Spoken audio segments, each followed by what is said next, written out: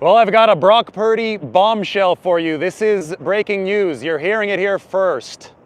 The recent $265 million contract extension, which will be signed this week, the 49ers included a full no-trade clause. I repeat, a full no-trade clause. If you're wondering what this means, don't worry. We're going to get into it on this show here from the Pier in downtown San Francisco. This means that the 49ers have a tremendous amount of faith in Brock Purdy. Full no-trade clauses have been reserved to guys like Patrick Mahomes, Lamar Jackson. Dak Prescott did get one in his massive deal with the Dallas Cowboys. This is a big deal. Now, this is a significant drama reduction measure, and I think that's the big theme of this entire contract has been drama reduction. They got it done or agreed to on May 16th. So Brock Purdy came to play ball, and so did the 49ers.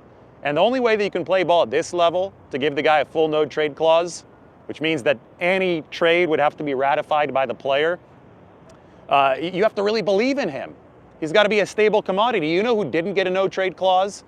Was Brandon Ayuk, and the 49ers were already interested in trading him this offseason. But Purdy is going to have that in his contract. It is in his contract, and that contract is going to be signed at some point this week. And we have yet another sign that the 49ers are fully on board, fully committed to Brock Purdy as their franchise quarterback. This is a very, very notable nugget, and you're hearing it here first.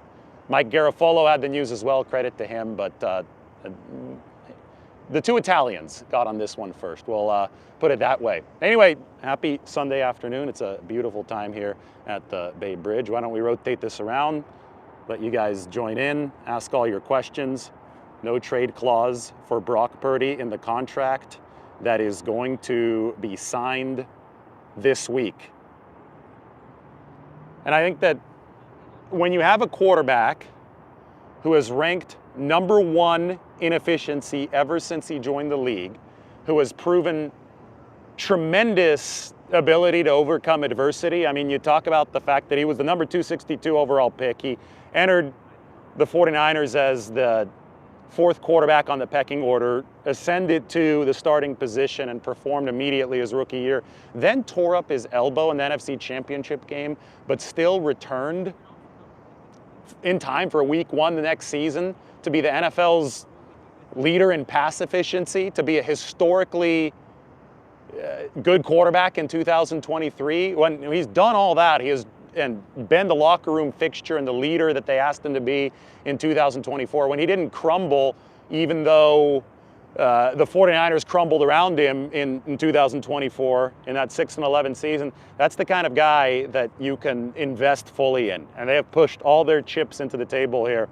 middle of the table, with this no trade clause for Brock Purdy. This is obviously something that Brock Purdy's side wanted in the deal. I would just surmise that the 49ers, if they had their way, wouldn't want this in the deal. If you want a deal that's more favorable to the team, you want maximum flexibility. But both sides had to make concessions to get this done so early. I mean, we talk about all the contract drama that the 49ers have gone through with these high-priced A-list players over the years. And up until this year, it seemed that the majority of those deals weren't getting done until training camp, or even later than training camp in the case of Nick Bosa and Brandon Ayuk. So if you want an earlier resolution, you're probably going to have to make earlier concessions. And one thing that truly is a concession, because we haven't seen it happen before for the 49ers over the full length of a contract, is a no-trade clause. Now, 49ers history, because you guys know that I like giving you context, Jimmy Garoppolo had a no-trade clause in his contract, but it wasn't over the full term. It kicked in late, and I think it expired before the final year of Jimmy's deal. It was in effect, though, when he might have really needed it in 2021, when the 49ers decided to trade up and draft Trey Lance. That no-trade clause was a thing for Jimmy Garoppolo in that season. But I'm not sure if it was a thing anymore at the very end of that deal. The hard part about researching no-trade clauses is that you don't hear about them unless I report the contract, which I'm reporting to you right now. I'm getting into the nitty-gritty that you aren't getting anywhere else. Or you hear about it if a player's on the trading block. But if Brock Purdy's career with the 49ers goes as well as the first 3 seasons with them, he'll never be part of any serious trade discussions. And if I hadn't reported this news, you wouldn't know it.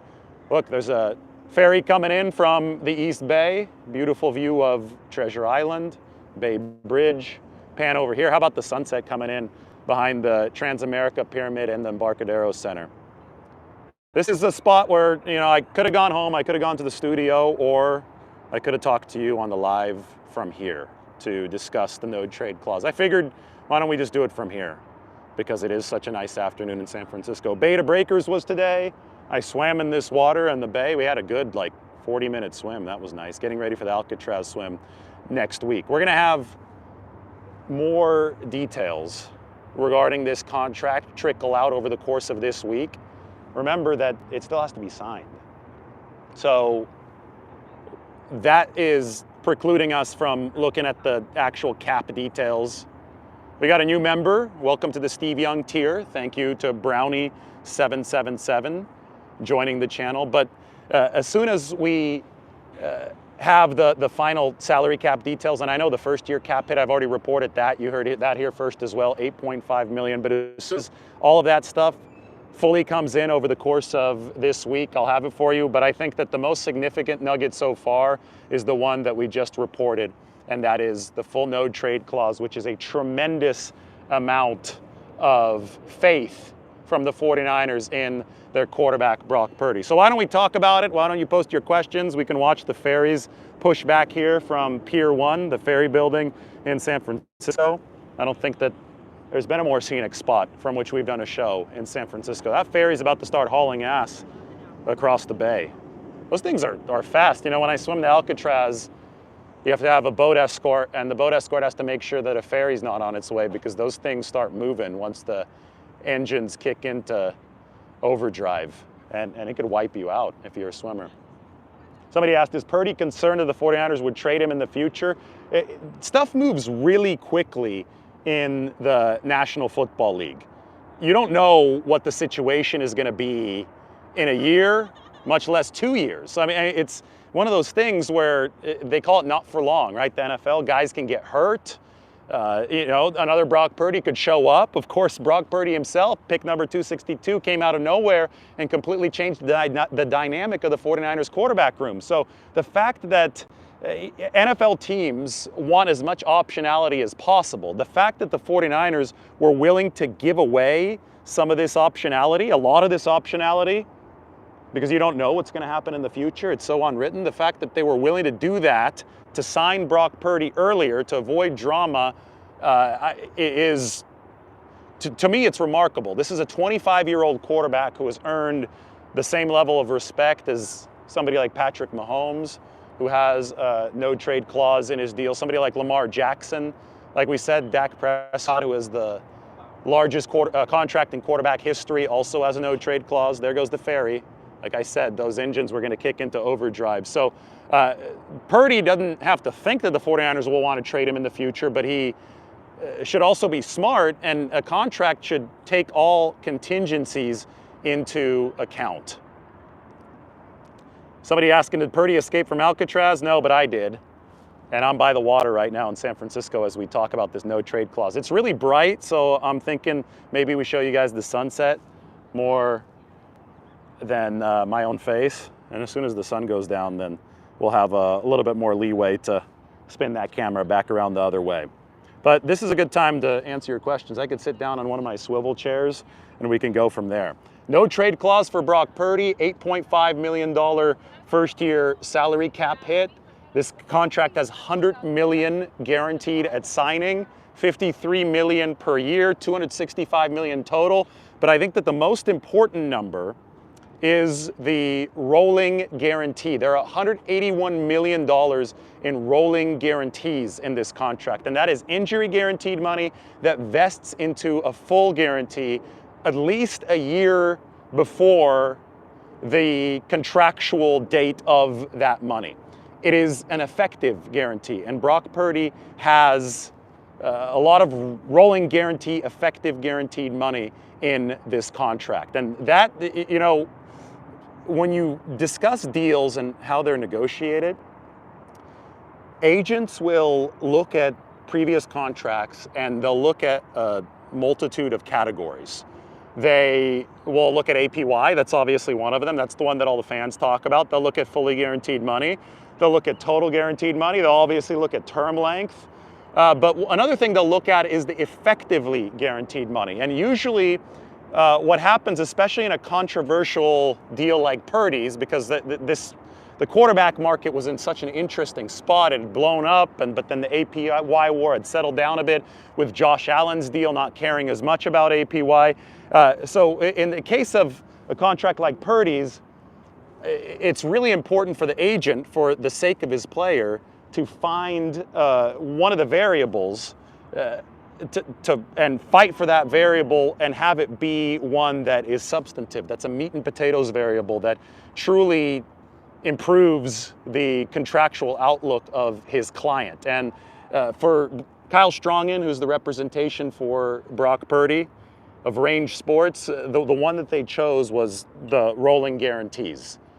And Purdy's deal beats all but 2 or 3 quarterbacks in terms of rolling effective guarantees in that $181 million column for the 49ers. And it's significant because this, again, is an effective guarantee. I think, to me, if you ask me what's more important, an APY title or a good, solid deal with good rolling guarantees, the good, solid deal with rolling guarantees wins out every single time. The media and fans are obsessed with the average per year because they don't understand contracts. So they're always going to say, oh, well, $55 million per year, that has to be a better contract than $53 million per year. David, why did you write a contract projection that showed us $61 million per year? And it was because I was trying to educate you. I was trying to show you, okay, the 49ers could theoretically give out a contract worth $61 million per year that doesn't bankrupt them against the salary cap, because a lot of the money that would create $61 million per year would be funny money, would be inflated money at the end of the contract that isn't guaranteed, that is really inconsequential, and it ends up just being a vanity play at the end of the deal. So I wanted to illustrate that. I wasn't trying to say that the deal would end up there. I was saying that's where the deal could end up if the 49ers were on the other end of Brock Purdy playing hardball and they really needed to get this done, and all that was needed for a finish of the deal was a vanity play to get the APY over $60 million. So as I try to educate you about these contracts, there are different categories, right? There's APY, which obviously isn't as substantive, and then there are the guarantees. And again, the rolling guarantees, I talk about full guarantees being money that a player is going to receive no matter what happens moving forward. So Brock Purdy, fully guaranteed $100 million. Even if he's completely terrible moving forward for the 49ers, he will still pocket $100 million. That's the money that's guaranteed at signing.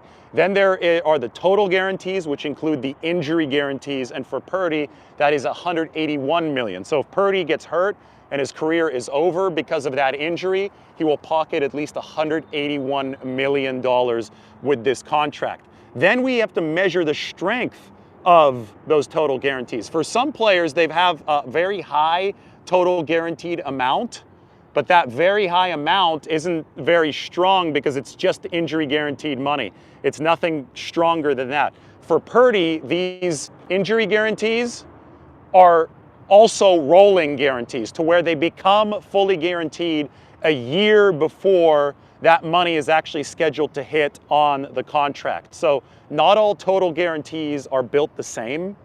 Some are fully guaranteed, some are rolling guarantees. And the degree of strength lessens with each gradient that I talk about. So full guarantee would be the top, rolling guarantee would be the second, and then a general total guarantee would be the third. Brock Purdy's deal is very strong in terms of the rolling guarantees. That's what Kyle Strongen really zeroed in on this deal. That's where he and the 49ers found the common ground, and that's why this contract is done on May 16th. That and the no trade clause, which is the most significant news that we have about this contract yet. That's what I reported at the start of this show. I know a lot of you are joining in right now because you want the news and you want it accurate, and that's what we have right now. We've got The full no trade clause for Brock Purdy, 2025, 2026, 27, 28, 29, and 30, all the way through the end of the deal. Anytime that the 49ers might think about trading Brock Purdy, they're going to have to run it by him first. They cannot trade him without his approval. So this gives Purdy a significant amount of leverage in future seasons. And I think that that's a cynical way of looking at it, but we have to cover all our bases because we're talking about a contract in a league, in a sport that's truly unpredictable. The way to look at it right now, when I don't think there is much cynicism coming from the 49ers over Brock Purdy's side because they're about to sign this $265 million contract. I think that the realistic way to reflect how the 49ers are thinking about this is they just truly believe in Brock Purdy. I mean, that's a Mahomes level commitment. That's a Lamar Jackson level commitment from the 49ers. A no trade clause is a really big deal. I don't think it's ever been given out by the 49ers over the full term of a contract. As I said, Jimmy Garoppolo had a full trade clause. Jimmy Garoppolo had a no trade clause, not a full no trade clause, but it was only a no trade clause for part of his deal. In the middle of the contract, it was definitely not part of the entire contract for Jimmy Garoppolo. So questions are welcome here from the pier in downtown San Francisco. I think I've gone through all of the contract details that we have right now. There is going to be Mike, I already explained what rolling means like 3 times. I don't know how many more times. Mike is texting me, can you explain what rolling means? I think I've done that like 3 times already. So if anybody is having trouble understanding what a rolling guarantee means, ask a more specific question and I will be happy to answer it. But I don't know how much more detail I can go to when it comes to rolling guarantees. Look at all the ferry traffic today and the big container ship coming through here in San Francisco. There's a lot of traffic on the top level of the Bay Bridge today. Earlier today, made a video about Fred Warner. The 49ers are zeroing in on a contract for Fred Warner, so they're spending a whole lot of money right now. This month, between George Kittle, Brock Purdy, and Fred Warner, it's been a bonanza for San Francisco. They're on a heater, as I like to say. They are opening up the bank account and, making a lot of takes from March when people were saying that they were cheap. Look very, very silly at this point. I also made a video about the offensive line a little bit earlier today. Somebody asking about the offensive line. So why don't you guys go ahead and check that one out. That was an entire live. I can talk about the line a little bit right now, but this is going to be more about the Brock Purdy no trade clause. Obviously, they believe a lot in Purdy, and if you believe as much as they do in Purdy, as this no trade clause suggests, you're going to want to protect them as well as possible with the offensive line. But remember, pass protection comes from more than just offensive linemen. Receiver separation is pass protection. I think that a run game is pass protection because you set defenses up to be on their heels instead of pinning their ears back. So having Christian McCaffrey back is going to be pass protection for the 49ers. So we can't think of it only in terms of the offensive line. We have to be a little bit more holistic when we talk about the 49ers offense. I can't believe how well things worked out timing-wise. I mean, we're literally going to get a sunset here from the pier with everything out in front of us. A couple of girls taking pictures for their Instagram over there. I'm going to be in the background of them on a 49ers Live. That's going to be great. We've got some good comments coming through, but I want the best questions right now. I'm actually ready to answer some of these questions about Brock Purdy and the full no trade clause in his contract. Junior says he was just typing that Christian McCaffrey back will take pressure off of the offensive line. Yes, that is true. Yes, this is the largest pay increase ever. This is the largest pay raise ever in NFL history that Brock Purdy has received. He was making less than $1 million a year on his rookie deal, and he is now making $53 million a year. It is a massive pay increase.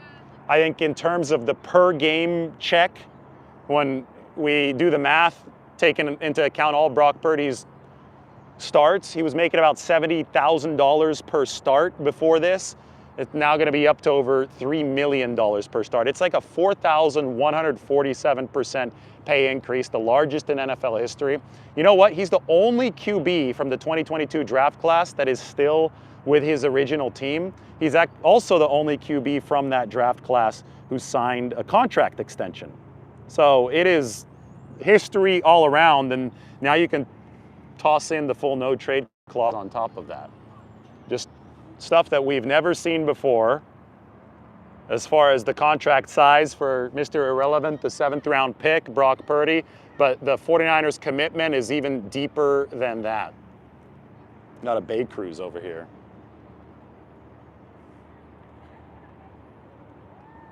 Big ship. This is a container ship coming in with no containers on it. And then we got some tourists over here coming in under the Bay Bridge. They'll soon be under the Bay Bridge. They'll be headed over toward the Giants ballpark. It just so happens that the Bay Bridge series, I guess it's not the Bay Bridge series anymore since the A's play in Sacramento, but they still have to cross the Bay Bridge to get to the ballpark. That wrapped up today, and the Giants swept them. Just down the road, just down Embarcadero from there.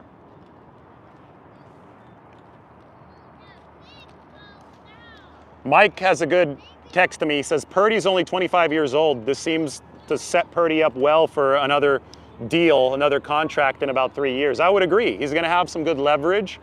And people need to realize that when these contracts are signed, especially mega deals like this one, if the player continues playing well, that's going to be renewed far before it comes to term. I mean, look at Josh Allen. He had several years left on his deal, and he signed a new contract this offseason. So I don't think that we're going to see Purdy play through 2030 on this contract. I think he's going to get a new one before then, because his play so far has indicated that he's going to be continuing to perform well, and if that happens, then he's going to be in line for a new contract well before this one expires. Looks like they're having a good time on that boat. Like I said, they're about to go under the Bay Bridge. So is that big cruise ship over there. Or not a cruise ship, it's a big container ship. And the container ship, it's got a tugboat behind it. Cool, we're gonna pan over there in just a second. Somebody says, Lombardi thinks Purdy is Montana. When did I ever say that Purdy is Montana? Brock Purdy is Brock Purdy, the most efficient quarterback since joining the NFL in 2022. He's demonstrated some of the traits that Joe Montana has, but he's his own quarterback, and he's a really good one that has just earned a historic deal with the 49ers. This, same historic deal that I've been predicting over and over and over again on this channel. The real ones know we've gotten the Brock Purdy stuff right, unlike a lot of other channels, so happy to be on the right side of history. All right, there is the big container ship without any containers heading under the Bay Bridge. There's Oakland and all the shipping cranes behind it.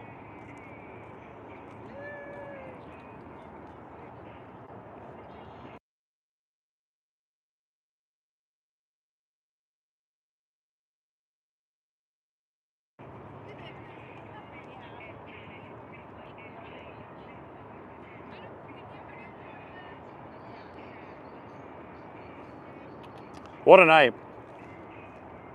I want some good questions, guys.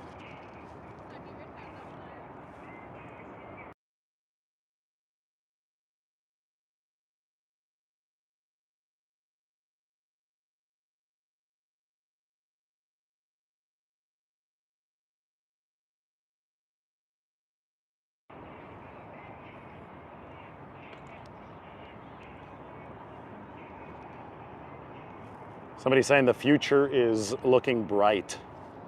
Well, how about this when we go to brightness? That's the ferry building. That building, the clock tower, is one of the survivors of the 1906 earthquake in San Francisco. Pier 1. Somebody asking, who do I think Purdy's #1 target will be this season? Well, a lot of it depends on when Brandon Ayuk returns and how he looks when he returns. But he was the #1 target the last time that he was fully healthy for Brock Purdy over the course of a full season.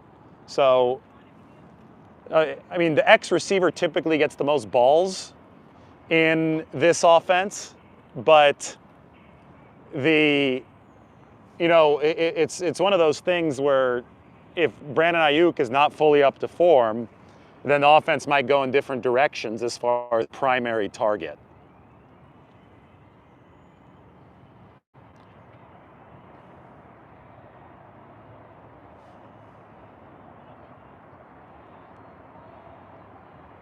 Roberto thinks that Ricky Pearsall is going to be the biggest target for the 49ers early in the season. I don't think so. I don't think he's going to be playing X. And I think you have to play at that X spot to truly be the focal point of the offense. Just how Kyle Shanahan's scheme tends to work. You guys talking about J.J. Stokes? That's cool. So no trade clause for Brock Purdy. It's a lot of faith from the 49ers. We talked about, veteran quarterbacks get these no trade clauses in their deals, but this is obviously something that in the 49ers' ideal world, Brock Purdy not negotiating, just taking whatever was there for him, this is something that would not be in the contract. But the 49ers did feel comfortable enough to put it into this deal because they do believe in Brock Purdy. Now we're talking about Ty Streets. That's great. All right, guys, I think it's almost time. If you have any more good questions, I'll sit here and answer them. I'll go sit down on my swivel chair. How about that? You guys haven't seen this one yet. Oh, it's a perfect time to be down here. How much will Fred Warner get? A little bit over $20 million would be my prediction.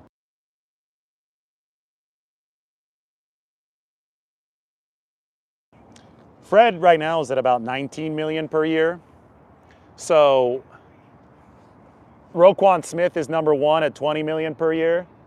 And Fred is going to be #1 again. I think that's obvious. So he'll vault over Roquan Smith.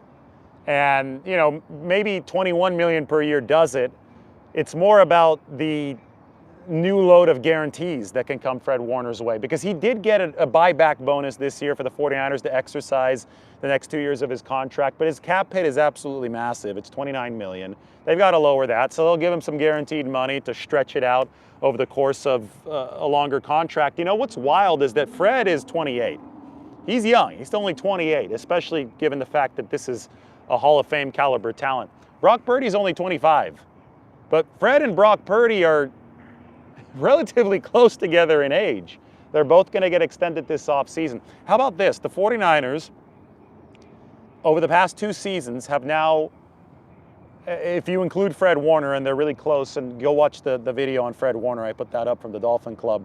The 49ers have, over the past 2 seasons, given out money to essentially every one of their A-list foundational pillars. So they paid a ton of money to their A-list players here recently. We could go back to 2023 for Nick Bosa, but then 2024 saw the offseason of Christian McCaffrey, Trent Williams. We saw Brandon Ayuk move over into 2025, George Kittle, Fred Warner coming up, and of course Brock Purdy, who we're talking about with the no trade clause in this video. Kyle Juszczyk, even though that was a little bit more difficult, Juszczyk cut and then he came back and re-signed. These are all the pillars around which the 49ers are building this roster, and they have invested a tremendous amount of money in all these guys over the past couple seasons. Jared saying no trade clauses usually don't mean a lot. Yeah, you're right that they usually don't mean a lot. They don't mean a lot until they do mean a lot. So there's a situation in the future, you could I think, pretty easily charted out, where stuff happens because this is the NFL, where you could say, okay, in this scenario, the no trade clause is very significant. And you have to make contingencies for everything in a contract. So the fact that the 49ers are willing to take away some of their power in order to get a deal done with Brock Purdy is absolutely significant. It might not matter now, it might not ever actually functionally matter, but you make contracts with provisions to take contingencies that may not matter in the future into account, because stuff doesn't matter until it does. And nobody is Nostradamus here. Nobody can firmly predict how the future is going to work. Somebody said the no trade clause is a fair compromise considering the entirety of the deal. I think it was a smart, mature deal full of compromises from both sides. One thought that I really have is that the Josh Allen contract a couple months ago, I think, really made this possible, because we had gotten ourselves into a wild APY war where it just was so untethered from reality. Dak Prescott, who had a ton of leverage over the Cowboys, was able to get a deal worth $60 million annually to open the 2024 season. And it had just been this race. Every subsequent contract was beating the one before it. And the APY really wasn't meaning anything, right? And I talk so much about the importance of looking at the rolling guarantees, looking at the full guarantees, looking at the total guarantees, looking at structure and cap hit. That's what's actually important in these contracts. That was my main thing. Look at the stuff that actually matters, even though so many of these agents and so many of these players were getting, and even team side were getting so carried away by the stuff that didn't. When Josh Allen decided to forego the APY title, he was the MVP. He had every right to ask for the highest average per year. When he decided to forego that, it was Dak at $60 million, and Josh Allen said, no, I'm okay with $55 million a couple months ago. I'd rather have the stuff that matters, the meat and potatoes of this deal. I'd rather have that be strong. That brought sanity back to the quarterback contract discussion. Brought a lot of sanity back, and I think that really, really helped this deal with Brock Purdy, because it was a really sane deal. It was a practical deal. It wasn't one just looking to fluff it up for absolutely no reason. They got Brock Purdy life-changing, generational wealth. They gave him good guarantees, and most importantly, they gave him smart guarantees. And I think Brock saw that with the rolling guarantees. Those are injury guarantees that convert into full guarantees. And, consider me crazy, but I think that the Josh Allen deal might have paved the way as far as a mentality shift in that direction. Look, these guys are on their way back. Having a great time. They didn't make it all the way to the Bay Bridge, but they're on their way back here at golden hour in San Francisco. I'm kind of waiting for the sunset here. I realize that I have a duty to the viewer to show you the city. It's a beautiful night. You can see how calm the bay is. Usually at around this time, the wind dies down and it turns into just a postcard. That's what we have right now from the edge of this pier.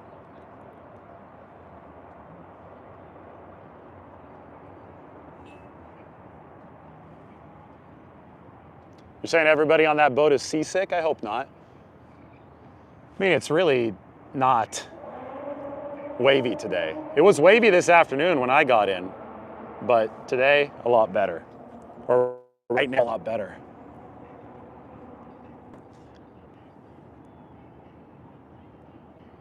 Like I said, it brought sanity back to the market, Jared said. The Lawrence, Tua, and Dak contracts were out of control, yes.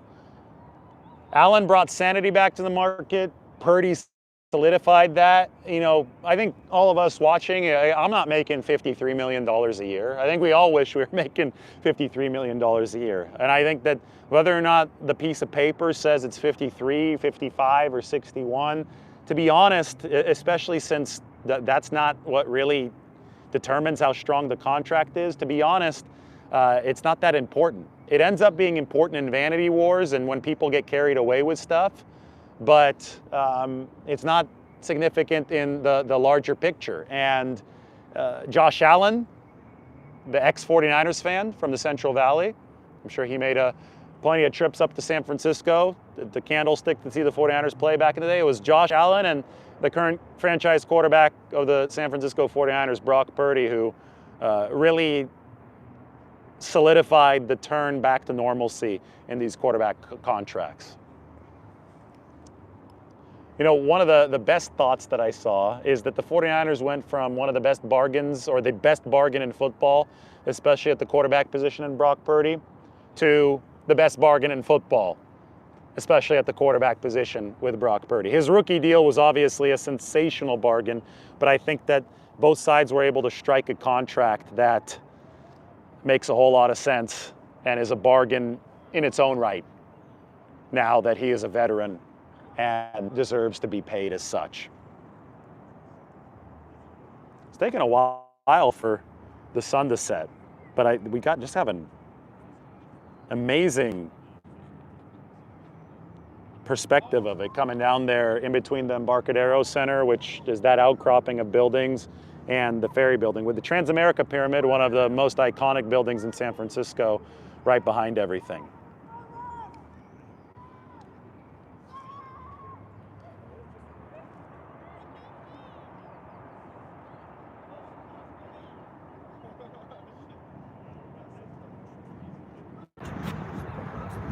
Oh no, we have a Gio Carmazzi reference.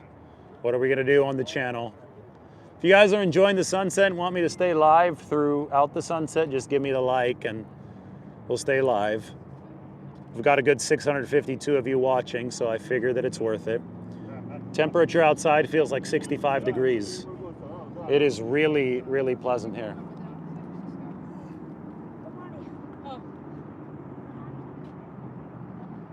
Who's running back 2? Isaac Guerendo. The thing is, Isaac Guerendo is a different type of back than Jordan James, so I don't think that you have to go strict running back receiver delineations here if you're the 49ers. Guerendo played receiver in college.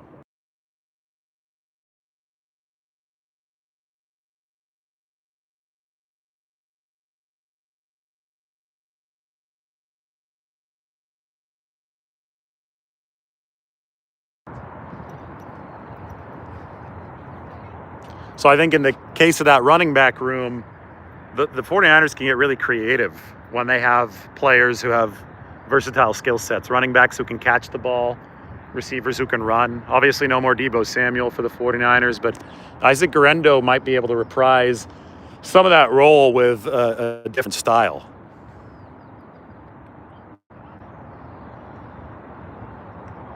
Somebody asking if Jauan Jennings will ask for a new contract. I think the 49ers should be really interested in giving him one, even if he doesn't ask for it. Everybody always wants a new contract. It means more bonus money, but he's only under contract for this season. So, don't you want more team control?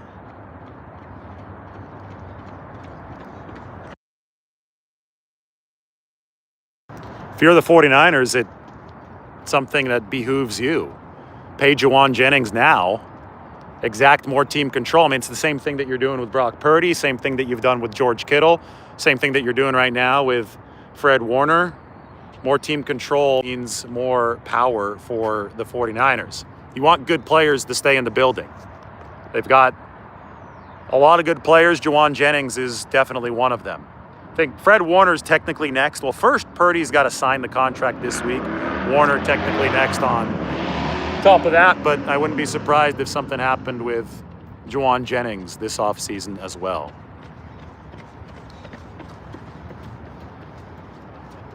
Somebody asking if the 49ers need another Debo type. There's no such thing as another Debo type. Debo's a singular player, and Debo's now in Washington. So I think that you want a versatile type, that's for sure, but it's not necessarily going to be a clone of Debo Samuel, because those don't exist. He's a rarity, and I think it should be treated in that way. Isaac Guerendo is somebody who's played receiver and running back. He's not going to be as physical as Debo Samuel.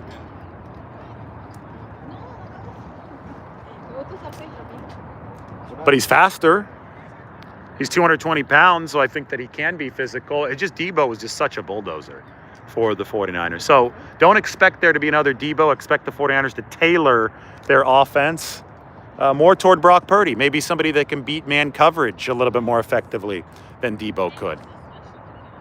All right, we are truly taking you through sunset here in San Francisco.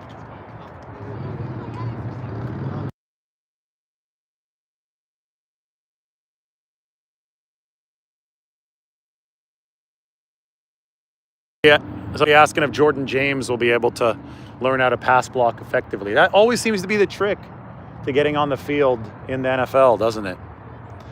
But I think Jordan he's so physical, he's gritty, he's tough, and I think they like what he's made of. And so much of pass protection as a running back is mentality. Can you stand there as a 230-pound linebacker?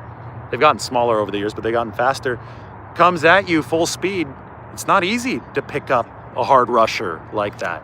Do you have the guts to do it? That's the question. That's why it's a mentality question.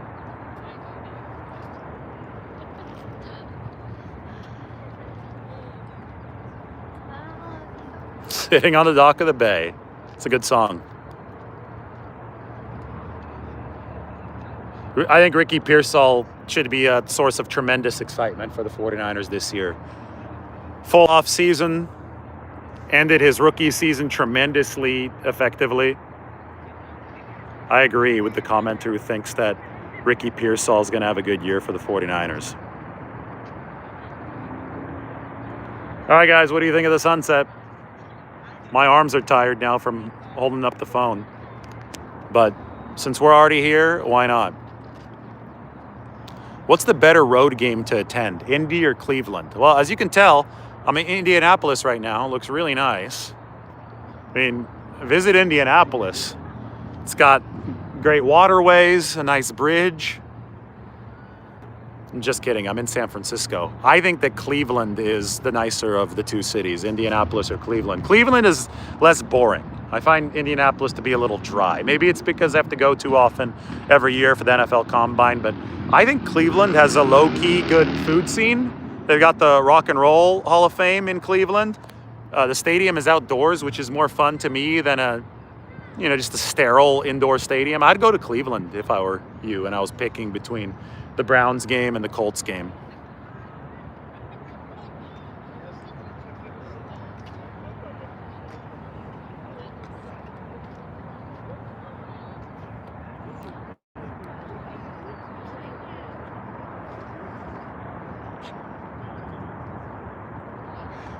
So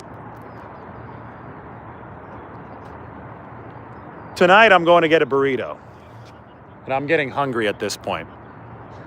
The lights are going down in the city. I'm ready for any remaining questions that you might have.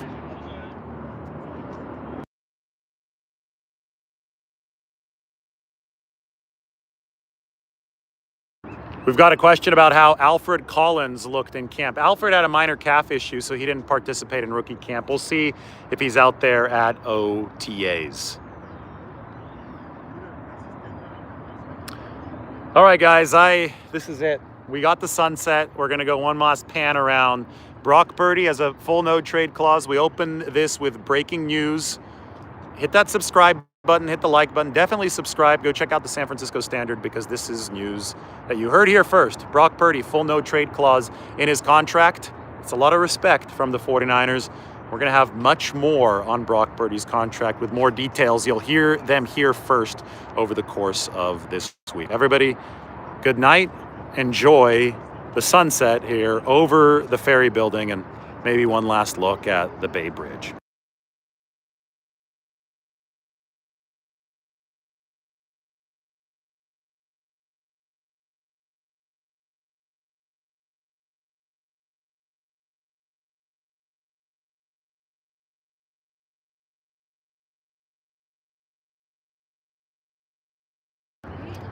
Oh, by the way, I've got a really nice bike. That's my bike. I'm serious. We can end it with a shot of the bike and the Bay Bridge. We'll see you guys later.